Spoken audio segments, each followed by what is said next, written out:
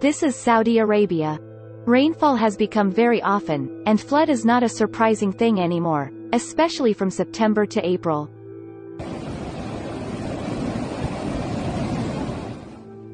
The neighboring country like Yemen, Oman, Kuwait, and UEA suffer from flooding almost every year.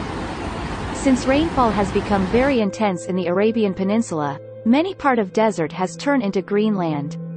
Some areas already have permanent sources of water. Stream and river start to flow and the valley has turned into lake. It is hard to imagine, but if you read ancient literature, the Prophet Muhammad has ever prophecies about this phenomena 1,000 years ago.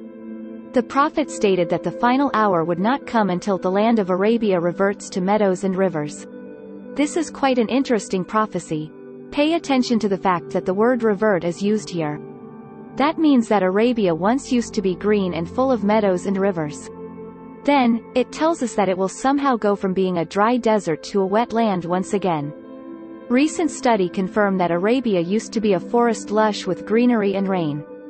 In fact, it was so wet and full of life that even hippos used to live there.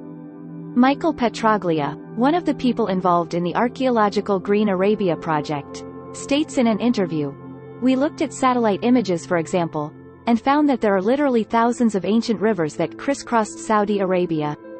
We also now count 10,000 ancient lakes. We have fossils of elephants. These were gigantic creatures, much larger than the African elephant." Now what has prophesied 1,000 years ago has come true. Climate change and human intervention have turned Saudi Arabia into green land sooner than people could imagine.